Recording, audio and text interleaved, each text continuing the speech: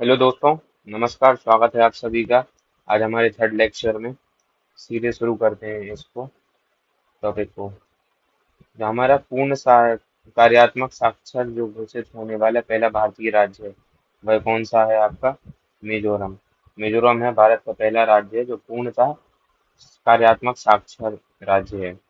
सार्वजनिक क्षेत्र के किन तीन उद्यमों को मिनी रत्न कैटेगरी का दर्जा मिला है? तो ये है म्यूनिसंस इंडिया लिमिटेड, आर्म्स व्हीकल्स निगम लिमिटेड और इंडिया ऑपटेल लिमिटेड को।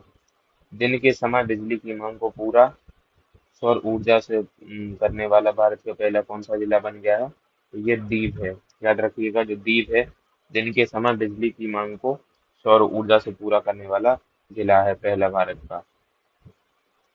हाल ही में मार्च 2025 में भारत में नदी डॉल्फिन की जनगणना के अनुसार किस राज्य में सर्वाधिक नदी डॉल्फिन पाई गई हैं? तो ये आपके उत्तर प्रदेश में है सबसे अधिक, कुल 2397 पाई गई हैं। इसके बाद बिहार और पश्चिम बंगाल का स्थान आता है।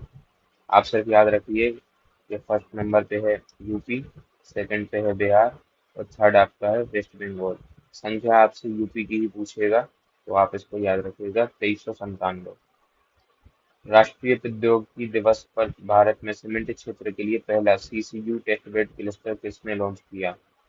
वैसे इसका आंसर तो सीधा सिंपल है, विज्ञान एवं प्रौद्योगिकी विभाग। लेकिन इसमें जो प्रश्न बन सकता है वह आपका बनेगा राष्ट्रीय प्रौद्योगिकी दिवस। ये होता है आपका 11 मई। याद रखिएगा, 11 मई 2025 को राष्ट्रीय प्रौद्योगिकी दिवस मनाया गया। नेशनल टेक्नोलॉजी डे, ये साइंस डे से अलग है। ठीक है। अगला, भारत में स्वतंत्र परिसर स्थापित करने वाला पहला अमेरिकी विश्वविद्यालय ये कौन बना है? मई महीने में इलिनॉइस इंस्टीट्यूट ऑफ टेक्नोलॉजी, जिसका जो मुख्य परिसर है वह शिकागो यूएसए में है, यूनाइटेड स्टेट्स ऑफ अमेरिका में। अगला, सुरक्षा बलों ने छत्तीसगढ़ तेलंगाना सीमा पर कौन सा नक्सल विरोधी अभियान चलाया? तो ये कौन सा चलाया? Operation black forest. बिहार सरकार ने गया का नाम बदलकर क्या करने का निर्णय लिया है? तो ये गया जी किया गया है नाम। ठीक है। भारत का पहला हाइड्रोजन ईंधन सेल चालित ट्रक किसने लॉन्च किया? अडानी इंटरप्राइजेस। आजकल जितने भी जो है तकनीकी से संबंधित चीजें हैं वो अडानी इंटरप्राइज ही लॉन्च कर रहा है। तो कॉमन सी बात हो गई अब तो भारत में। अगला, हाइड्रोजन फ्यूल सेल ट्रक खनन कार्य हेतु किस क्षेत्र में लॉन्च किया गया? तो यह छत्तीसगढ़ की राजधानी रायपुर में। ये जो है आपका मोस्ट इम्पोर्टेंट क्वेश्चन है, मैं इसको स्टार भी लगा देता हूँ। यूपी पीसीएस में जरूर ये प्रश्न आना चाहिए। भारत सरकार ने प्रति वर्ष किस तिथि को आधिकारिक रूप से आयुर्वेद दिवस मनाने का निर्णय लिया है? ये कौन सा होगा आपका? 23 सितंबर। 23 सितंबर अच्छे से याद रखिएगा, आने का फुल चांस है यूपी पीसीएस में। अगला, किस शहर को देश का पहला भिक्षावृत्ति मुक्त शहर घोषित किया गया? तो जो भारत का सबसे क्लीनेस्ट सिटी ऑफ इंडिया है इंदौर, इसको भिक्षावृत्ति मुक्त शहर भी घोषित किया गया है। केंद्रीय मंत्रिमंडल ने इंडिया सेमीकंडक्टर मिशन के तहत YEIDA जेवर हवाई अड्डे के पास यूपी में किस इकाई की स्थापना को मंजूरी दी? तो छठी इकाई। सेमीकॉन सेमीकंडक्टर की जो यूनिट्स लगी हैं वो 5 लगी हैं गुजरात में, और जो छठवीं है वह आपके नोएडा में छठी इकाई लगी है। ठीक है। यह इकाई जो है HCL और फॉक्सकॉन कंपनी द्वारा लगाई जाएगी। ठीक है। किस शहर को विश्व स्वास्थ्य संगठन के आयु अनुकूल शहरों और समुदायों के वैश्विक नेटवर्क में शामिल किया गया है? तो ये आपका क्या है? कोझिकोड। सौर ऊर्जा और स्वच्छ जल की उपलब्धता वाला त्रिपुरा का पहला हरित गांव कौन बना है? तो ये कौन बना है? रंगाचेरा। रंगाचेरा जो है त्रिपुरा का पहला ग्रीन विलेज बना है। केंद्रीय आयुर्वेदीय विज्ञान अनुसंधान परिषद ने किन दो दुर्लभ आयुर्वेदिक पांडुलिपियों को पुनर्जीवित किया? तो ये कौन कौन है? द्रव्य रत्नाकर निघंटु और द्रव्य नामाकर निघंटु। ठीक है। द्रव्य रत्नाकर निघंटु के लेखक हैं मुदगल पंडित, और द्रव्य नामाकर निघंटु किस विद्वान द्वारा रचित है? भीष्म वैद्य जी के द्वारा। ठीक है। ये जो है ये भी प्रश्न बहुत इंपॉर्टेंट है, बन सकता है आपका।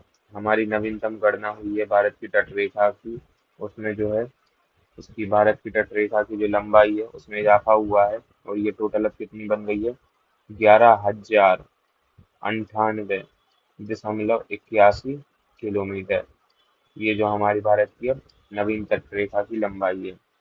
इसमें सर्वाधिक लंबाई वाला जो राज्य है गुजरात है, और केंद्र शासित प्रदेश अंडमान और निकोबार द्वीप समूह है।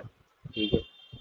गुजरात और अंडमान निकोबार की लंबाई नहीं पूछेगा, ये आपसे भारत की तटरेखा की लंबाई पूछेगा, तो आप बता दीजिएगा 11,098.81 किलोमीटर। किस राज्य ने भारत का पहला ट्रांसमीडिया मनोरंजन शहर स्थापित करने की घोषणा की? तो ये आपका है आंध्र प्रदेश में क्रिएटर लैंड के नाम से ये ट्रांसमीडिया मनोरंजन शहर स्थापित होगा। ठीक है। वर्ष 2025-26 के लिए संसदीय प्राक्कलन समिति एस्टीमेट कमेटी का अध्यक्ष किसे चुना गया है? संजय जायसवाल, भारतीय जनता पार्टी के सांसद हैं, इनको चुना गया है। प्राक्कलन समिति की बात हुई है तो इसमें याद रखिएगा, प्राक्कलन समिति एकमात्र ऐसी समिति है संसद की सबसे अधिक सदस्यों वाली समिति भी है, और प्राक्कलन समिति में 30 सदस्य होते हैं, और 30 के 30 ही लोकसभा से होते हैं। इसमें राज्यसभा का कोई प्रतिनिधि नहीं होता है। सार्वजनिक उपक्रम समिति का अध्यक्ष किसको चुना गया? वैजयंत पांडा, ये भी बीजेपी के हैं सांसद। भारत का पहला समर्पित डीप वाटर कंटेनर ट्रांसशिपमेंट बंदरगाह जो है कौन बना है? विजिहिंजम अंतरराष्ट्रीय बंदरगाह जो तिरुवनंतपुरम केरल में स्थित है। सशस्त्र बलों के लिए किस अस्पताल ने पहली बार 3D माइक्रोस्कोप का उपयोग करते हुए न्यूनतम चीड़-फाड़ वाली ग्लूकोमा शल्य चिकित्सा की? तो ये आपका है army hospital research and referral, नई दिल्ली में। भारत का पहला क्वांटम कंप्यूटिंग जो वैली है, ये मोस्ट कॉमन करंट अफेयर है, आपकी हर मैगजीन में आपको मिलेगा। अमरावती इसका आंसर है, आंध्र प्रदेश में स्थित अमरावती। एक और ये पूछा गया है, अमेरिका के किस नेता ने भारत की यात्रा की? तो जेडी वेंस जो अमेरिका के उपराष्ट्रपति हैं, उन्होंने 21 से 24 अप्रैल के बीच भारत की यात्रा करी थी। ये वही दौर है, याद रखिए, जिस समय 22 अप्रैल को भारत के पहलगाम में पाकिस्तान के द्वारा आत्मघाती जो है हमला किया गया था आतंकवादियों के द्वारा। तो उसी बीच जेडी वेंस भारत में थे। जेडी वेंस की जो पत्नी है उषा वेंस, ये किस राज्य से संबंधित हैं? तो ये हैं आंध्र प्रदेश के। मोदी मेमेंटो म्यूजियम कहाँ स्थापित किया गया? तो ये बिहार के मोतिहारी जिले में। ठीक है। ये फैक्ट पूछा जा सकता है क्योंकि राष्ट्रीय घटनाक्रम में काफी इम्पोर्टेंट है।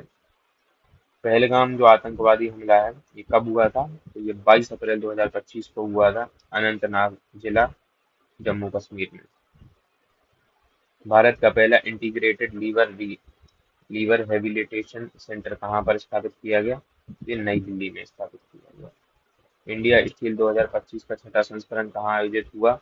तो ये आपका मुंबई महाराष्ट्र में आयोजित हुआ। कोयला खनन हेतु पृष्ठ भरण प्रौद्योगिकी पेस्ट फिल टेक्नोलॉजी का उपयोग करने वाला भारत का पहला कोयला पीएसयू कौन बना है? तो ये south eastern coalfield limited SECL। 23वें जो विधि आयोग का अध्यक्ष किसे चुना गया है? तो न्यायमूर्ति दिनेश माहेश्वरी, सुप्रीम कोर्ट के पूर्व जज हैं, इनको इसका अध्यक्ष चुना गया है। कौन सी दो भारतीय जो शास्त्रीय रचनाओं की पांडुलिपियों को यूनेस्को की memory of the world register में शामिल किया गया? तो याद रखिएगा, नाट्यशास्त्र और भगवत गीता। नाट्यशास्त्र जो है भरत मुनि की रचना है, और श्रीमद् भगवद गीता वेद व्यास जी की रचना है। किस राज्य ने आदर्श संस्कृत ग्राम कार्यक्रम शुरू किया है? तो ये आपका है उत्तराखंड।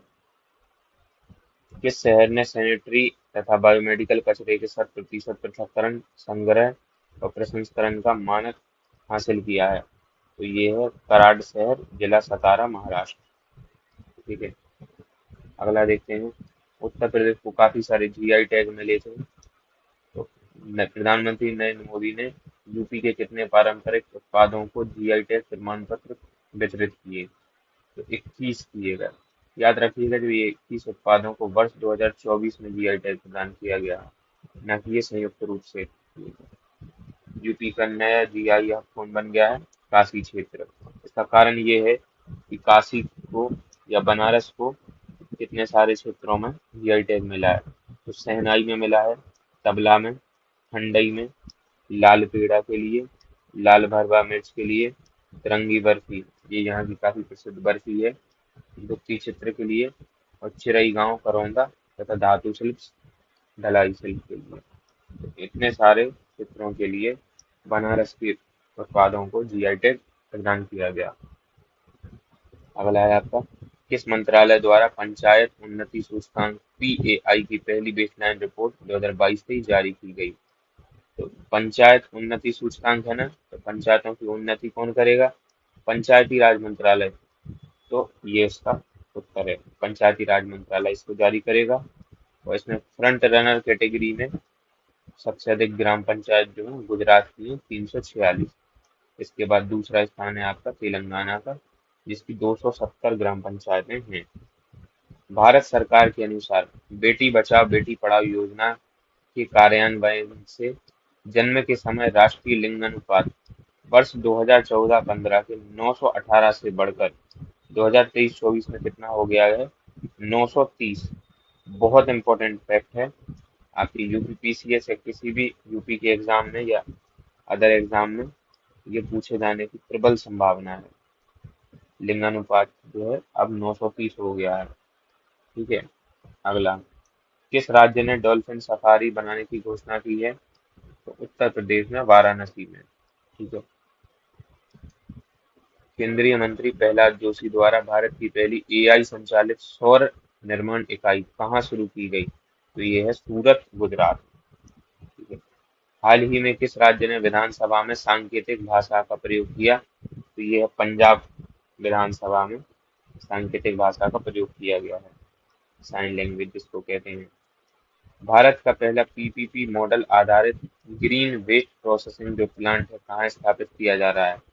तो ये है बिचौली हप्सी जो है इंदौर में। ठीक है। क्या? पीपीपी आधारित ग्रीन वेस्ट प्रोसेसिंग प्लांट जो है बिचौली हप्सी में इंदौर में स्थापित किया जा रहा है। पीपीपी मॉडल जो होता है उसमें सरकार और प्राइवेट क्षेत्र दोनों मिलकर काम करते हैं। प्रधानमंत्री नरेंद्र मोदी को किस देश का सर्वोच्च नागरिक सम्मान grand commander of the order of the star and की ऑफ द इंडियन ओशियन दिया गया? इंडियन ओशियन की बात है, इंडियन ओशियन में हमारा मॉरिशस स्थित है, तो मॉरिशस ने ये सम्मान मार्च महीने में प्रधानमंत्री नरेंद्र मोदी जी को दिया था। अगला, भारत का पहला वर्टिकल बाईफेशियल सोलर प्लांट कहाँ उद्घाटित किया गया? तो ये आपको कहाँ किया गया? ओखला विहार मेट्रो स्टेशन, नई दिल्ली में। स्वावलंबनी कार्यक्रम किस मंत्रालय द्वारा शुरू किया गया? तो यह है कौशल विकास और उद्यमिता मंत्रालय। ठीक है। स्वावलंबनी कार्यक्रम का पूरा उद्देश्य क्या है? इसका उद्देश्य बहुत विशिष्ट है, इसलिए इसको आप याद रखिए। पहली चीज तो इसका मंत्रालय स्वावलंबनी कार्यक्रम, कौशल विकास और उद्यमिता मंत्रालय। और इसका उद्देश्य क्या है? पूर्वोत्तर भारत में महिला उद्यमिता को बढ़ावा देना। गुजरात सरकार ने राज्य का पहला जैव विविधता धरोहर स्थल 32.78 हेक्टेयर किसे घोषित किया है? मेनलैंड मैंग्रोव बुनेरी स्थल, कच्छ, गुजरात। विश्व का पहला महामृत्युंजय यंत्र 52 फीट का कहाँ पर स्थापित किया गया है? तपोवन आश्रम, प्रयागराज में। भारत के लोकपाल ने प्रति वर्ष किस तिथि को लोकपाल दिवस मनाने का निर्णय लिया है? तो 16 जनवरी को लोकपाल दिवस मनाया जाएगा। 18वां जो प्रवासी भारतीय दिवस सम्मेलन 2025 का आयोजन भुवनेश्वर, उड़ीसा में पहली बार आयोजित किया गया। सम्मेलन में मुख्य अतिथि के तौर पर किसने भाग लिया? क्रिस्टीन कार्ला कंगालू, त्रिनिदाद और टोबैगो के राष्ट्रपति। ठीक है। अगला, हाल ही में किस चिड़ियाघर में भारत का पहला वन्यजीव बैंक स्थापित किया गया? Padmaja Naidu Himalayan zoological park, Darjeeling. केंद्रीय मंत्रिमंडल द्वारा किस नए रेलवे जोन को पूर्वव्यापी मंजूरी दी गई? South coast railway. 76वें गणतंत्र दिवस समारोह के मुख्य अतिथि कौन थे? प्रबाबो सुबियांतो, इंडोनेशिया के राष्ट्रपति। प्रधानमंत्री द्वारा महाकुंभ मेला 2025 के दौरान श्रद्धालुओं की सहायता के लिए चैटबॉट को लॉन्च किया गया। कुंभ सहायक चैटबॉट। मुख्यमंत्री योगी आदित्यनाथ द्वारा उद्घाटित प्रयागराज में महाकुंभ 2025 के लिए नए बहुरंगी लोगों में क्या दर्शाया गया है? पौराणिक समुद्र मंथन से निकले एक अमृत कलश को लोगों की डिजाइन में क्या शामिल किया गया है? अक्षयवट वृक्ष, एक मंदिर, एक दृष्टा, एक कलश और भगवान हनुमान जी की तस्वीर। अब अंतर्राष्ट्रीय घटनाक्रम है, राष्ट्रीय खबर हो गए हैं, सीधे चलते हैं। नेपाल के किस प्रधानमंत्री ने अपने पद से इस्तीफा दिया? तो प्रधानमंत्री KP Sharma Oli. Gen Z generation के प्रोटेस्ट के चलते इन्हें वहां से पद से इस्तीफा देना पड़ा। भारत और किस देश के बीच द्विपक्षीय निवेश संधि BIA अर्थात बाइलेटरल इन्वेस्टमेंट एग्रीमेंट किसके साथ हुआ? इजराइल के साथ हुआ और नई दिल्ली में ये हस्ताक्षर किया गया। भारत किस नेटवर्क में शामिल हुआ है? Health AI global regulatory network में भारत शामिल हुआ है। Health AI global regulatory network का संचालन कौन करता है? Health AI the global agency for responsible AI in health. और इसका मुख्यालय कहाँ पर है? जिनेवा, स्विट्जरलैंड में। शंघाई सहयोग संगठन SCO शिखर सम्मेलन 2025 का आयोजन कहाँ पर किया गया? 31 अगस्त से 1 सितंबर 2025 को तियानजिन, चीन में आयोजित किया गया। S&P ग्लोबल रेटिंग्स ने भारत की लंबी अवधि की सोवरेन क्रेडिट रेटिंग को BBB- से बढ़ाकर कितना किया है? BBB कर दिया है। छोटी अवधि की रेटिंग को A-3 से कितना कर दिया है? A-2। S&P ने अगले 3 वर्षों में भारत की GDP वृद्धि का अनुमान कितना लगाया है? 6.8%। Important question. अब आजाद तुर्कमेनिस्तान में जो है संयुक्त राष्ट्र स्थलबद्ध विकासशील देशों का तीसरा सम्मेलन आयोजित हुआ है। कब? 5 से 8 अगस्त के बीच। कहाँ पर? अबाजा, तुर्कमेनिस्तान में। LLDC। विश्व स्वास्थ्य संगठन ने केन्या में किस बीमारी के सार्वजनिक स्वास्थ्य समस्या के रूप में उन्मूलन की घोषणा की? तो स्लीपिंग सिकनेस, ह्यूमन अफ्रीकन ट्रिप्सोमियासिस, इसका उन्मूलन की घोषणा की गई है केन्या में। अगला, किस देश के कार्यवाहक राष्ट्रपति यू मिंट स्वे का 74 वर्ष की आयु में निधन हुआ? म्यांमार। पोलैंड के नए राष्ट्रपति के रूप में किसने शपथ ली? करोल नवरोकी। इम्पोर्टेंट है, पूछ सकता है। करोल नवरोकी कहाँ के राष्ट्रपति बने हैं? पोलैंड के राष्ट्रपति। अगला, अंतर्राष्ट्रीय सौर गठबंधन का 107वां सदस्य कौन बना है? मोल्डोवा बना है। कौन बन गया? मोल्डोवा जो है अंतर्राष्ट्रीय सौर गठबंधन का 107वां सदस्य बन गया है। फिर अगला, क्रिस वर्सेल्स अवार्ड के तहत वर्ष 2025 में विश्व का सबसे खूबसूरत हवाई अड्डा कौन सा चुना गया? यानताई पेगलाई अंतर्राष्ट्रीय हवाई अड्डा का टर्मिनल 2 चाइना में स्थित है। ऑस्ट्रेलिया में 16 साल से कम उम्र के बच्चों के लिए यूट्यूब पर प्रतिबंध कब लागू होगा? 10 दिसंबर 2025 को। इसी तरीके का जो प्रतिबंध नेपाल में लगा और वहां पर सरकार के प्रधानमंत्री को इस्तीफा देना पड़ा, इसी तरीके का जो कार्य है ऑस्ट्रेलिया में होगा। कब? 10 दिसंबर 2025 को। Online magic special nomination award category में बेस्ट मैजिक क्रिएटर का पुरस्कार किस भारतीय महिला को मिला? सुहानी शाह को। ट्रैवल प्लस लेजर 2025 के 10 पसंदीदा अंतर्राष्ट्रीय हवाई अड्डे की कैटेगरी में मुंबई स्थित छत्रपति शिवाजी महाराज अंतर्राष्ट्रीय हवाई अड्डा की रैंकिंग क्या है? 9वीं रैंकिंग है। पहले स्थान पर कौन है? इस्तांबुल हवाई अड्डा, कहाँ का है? तुर्की का। Events wealth Huron India youth series 2025 का पहला संस्करण किस सूची के साथ जारी किया गया? अंडर 30 सूची। सबसे युवा उद्यमी के रूप में किस यूनिकॉर्न कंपनी के सह संस्थापकों को चुना गया? ये जेप्टो के सह संस्थापक हैं। कौन? कैवल्य बोहरा और आदित्य पलीचा। दोनों की जो आयु है 22 वर्ष है मात्र। अमेरिका विदेश मंत्रालय ने किस संगठन को विदेशी आतंकी संगठन घोषित किया है? The resistance front. क्यों किया है? क्योंकि द रेजिस्टेंस फ्रंट जो है इसने पहलगाम हमले की जिम्मेदारी अपने ऊपर ली है।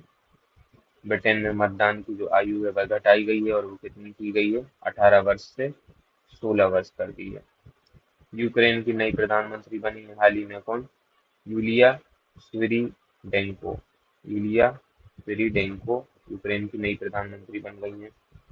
प्रधानमंत्री मोदी को नामीबिया के किस सर्वोच्च नागरिक सम्मान से सम्मानित किया गया, तो ये था Order of the Most Ancient बेलबत्सिया मिराबिलिस। इस सम्मान को पाने वाले वह पहले नेता हैं। फोर्ब्स द्वारा जारी अमेरिका के सबसे अमीर प्रवासियों की सूची 2025 में भारतीय मूल के कितने व्यक्ति शामिल हैं, तो ये हैं 12। और इसमें सबसे अमीर अफ्रीकी मूल का जो अरबपति कौन है, एलन मस्क है। फोर्ब्स द्वारा जारी अमीर प्रवासियों की सूची में एलन मस्क। प्रधानमंत्री नरेंद्र मोदी को किस देश का सर्वोच्च राष्ट्रीय सम्मान दिया गया, तो ब्राजील का दिया गया। और कौन सा, the grand collar of the national order of the southern cross. ठीक है, ब्राजील ने दिया, कौन सा सम्मान दिया, the grand collar of the national order of the southern cross. दक्षिण कोरिया के 64 वर्षों में पहले सिविलियन रक्षा मंत्री का नाम क्या है, अहन यू बैक। कौन बने हैं, अहन यू बैक। मोदी की अर्जेंटीना यात्रा कितने वर्षों बाद पहली द्विपक्षीय यात्रा थी, 57 वर्ष बाद।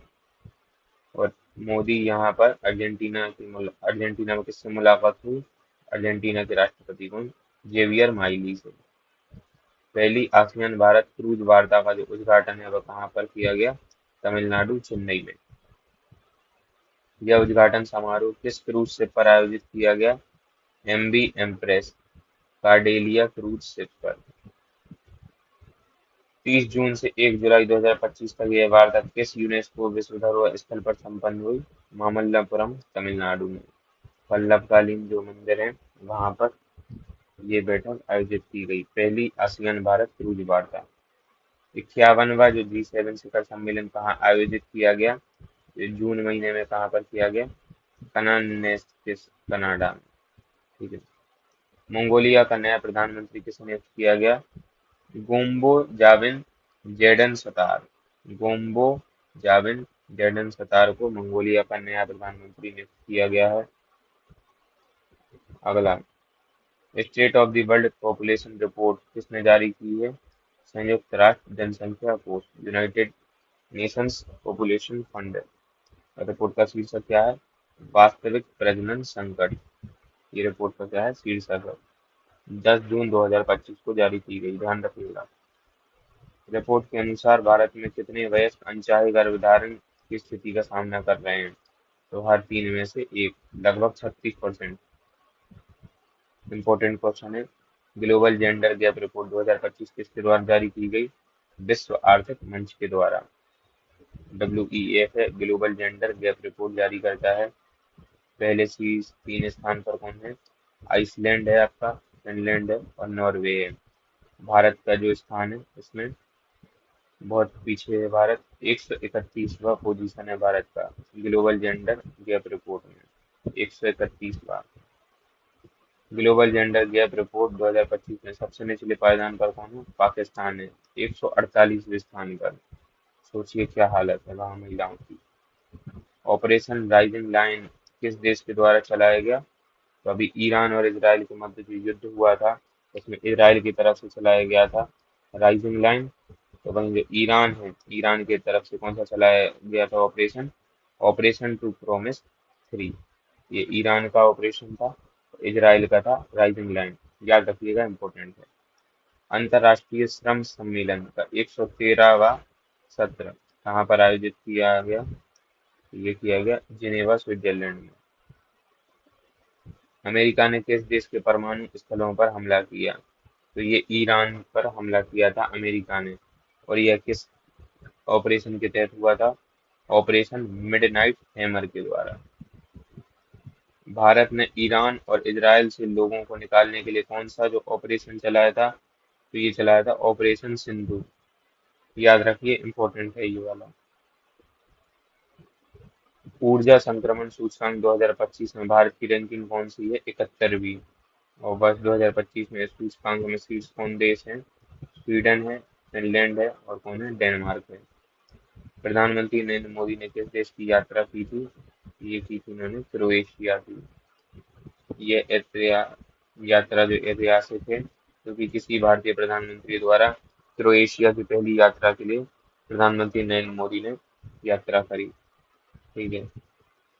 प्रधानमंत्री नरेंद्र मोदी ने किस देश की और यात्रा करी थी? तो ये साइप्रस है, जिसकी राजधानी क्या है? निकोशिया। तो आज के लिए इतना ही। आज देखने हमने कितने टॉपिक कवर करे। लगभग हमने 3 पेज कंप्लीट करे हैं।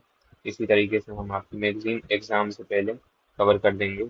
बने रहिए हमारे साथ, और लेक्चर अच्छा लगे तो प्लीज सब्सक्राइब जरूर करें। धन्यवाद।